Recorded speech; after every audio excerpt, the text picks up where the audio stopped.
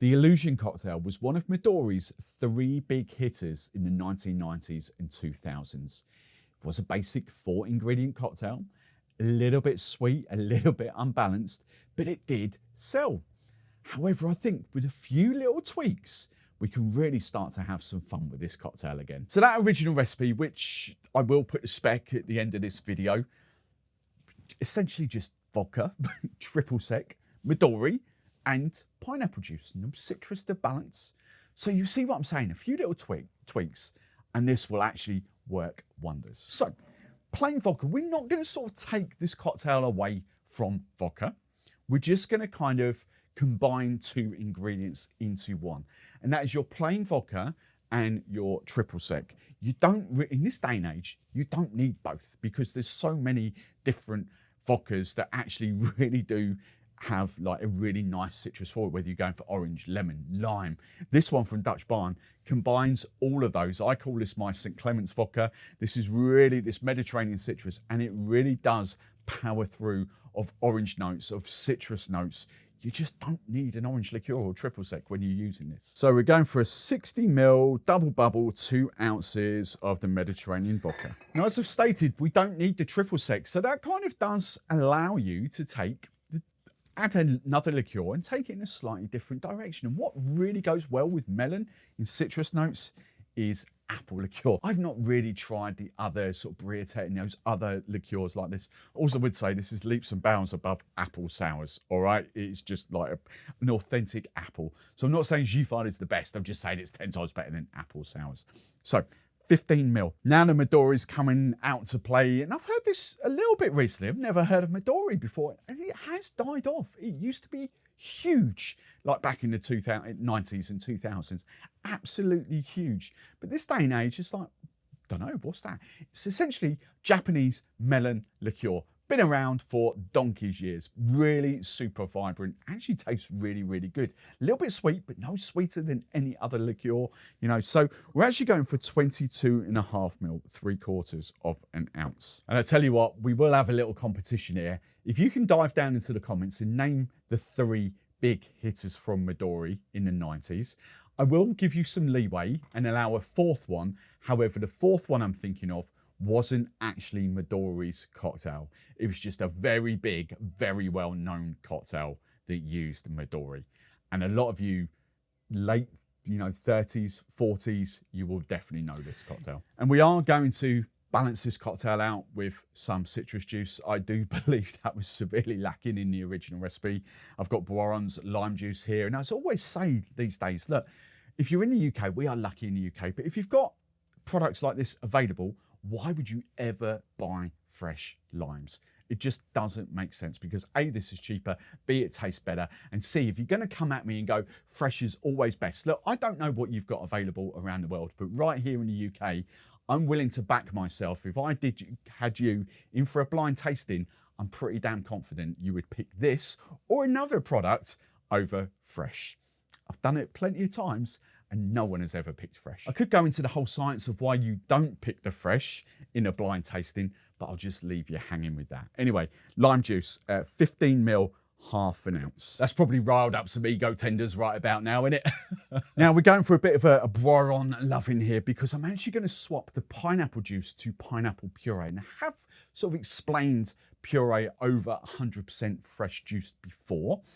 Also, I will say there is a difference. You might think, all the fresh 100% pressed pineapple juice I used is exactly the same. It's not, because you're getting rid of the pulp and all that out of it. So while it is the juice of 6 pineapples, you lose the texture. Whereas this stuff, because you've got the pulp and all that in there, it's the texture's there, the vibrancy's there, the concentrated pineapples of flavors there. So instead of using like 75, 100 ml of pineapple juice, get away with like 20 ml of pineapple puree. Yes, my saline solution is coming out to play. You'll get bored of me saying what this is in a bit.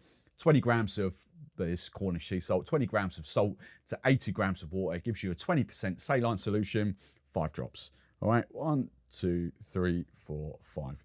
That doesn't make your cocktail salty. It just elevates, especially tropical fruit flavors, especially pineapple, especially coconut, those sort of flavors. And then I am actually going for some bitters in this as well. I've got Miss Betty's black pepper and cardamom here. Black pepper will elevate those flavors even more. Cardamom works really well with melon and really well with pineapple. That's why I've kind of picked them. So we're going for two pipettes, two sort of dashes like that.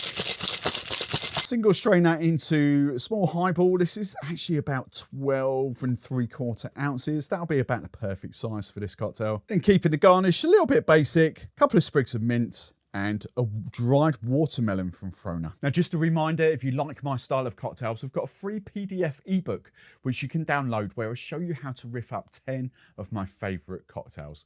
The link for that will be in the description of this video or in the pinned comment. So tasting notes for this cocktail. This is a whole world away from the original. It really is, because now it is super balanced. I would actually go so far as to say that this is actually a really classy version of this cocktail. You might not think so, because it's still got pineapple, it's still got the Midori melon in there, but it is so well balanced. It is so light. It is booze forward with that vodka. You get big, bold citrus notes coming out there. You get the apple that comes out there. You get the melon that comes out there.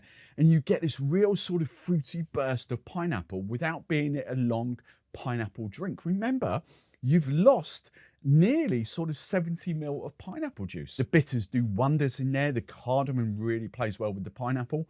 The black pepper kind of just elevates that. The salt tames the sweetness out. Remember, there's no sugar syrup in that either. So other ways that you could take the illusion, other ways you could riff this up. Remember, I also want to hear from you guys. The original recipe, which I will flash up on screen now with the recipe that I've just created. How would you take that and put your own twist on the illusion? How would you use your favorite ingredients? Get the recipes listed below, or your little swaps that you do. For me personally, there's a few instant kind of things that I know that I could do for this. The first one, and I'm not going to give the game away, because that was a question that or the answer to a question I asked earlier in this video. But one of the flavors that I would use in here is coconut. And we know coconut plays very, very well with Midori because of that cocktail. But that would be a lovely, light coconut liqueur. I'm not talking Plantaray cut and dry. I think that makes it too heavy and unbalances it. I'm talking like, not even Coca Canu, to be fair. I'm talking like a coconut liqueur, like Bounty, something like that. 10 ml, I think would bring that to the next level. Ginger, yes, I think a lovely sort of layer of ginger in there. Bearing in mind, I don't want any more sweetness. I really don't want to add syrups to that. But what I might do is a honey liqueur. Cascabel, where it is above my head. Cascabel's honey tequila liqueur. 10 ml of that might have been a really good shout as well, just to add honey flavors. Honey melon, we know that works. Now, if you love me and my style of content, make sure you do hit that subscribe button. That will mean you don't miss any of my future videos. And talking of future videos, it's an interesting choice, but the very next cocktail I'm going to riff up is the Bramble. It's an all-time classic that you might not think would benefit from riffing up, but I'll explain more in the next video. I'll see you then.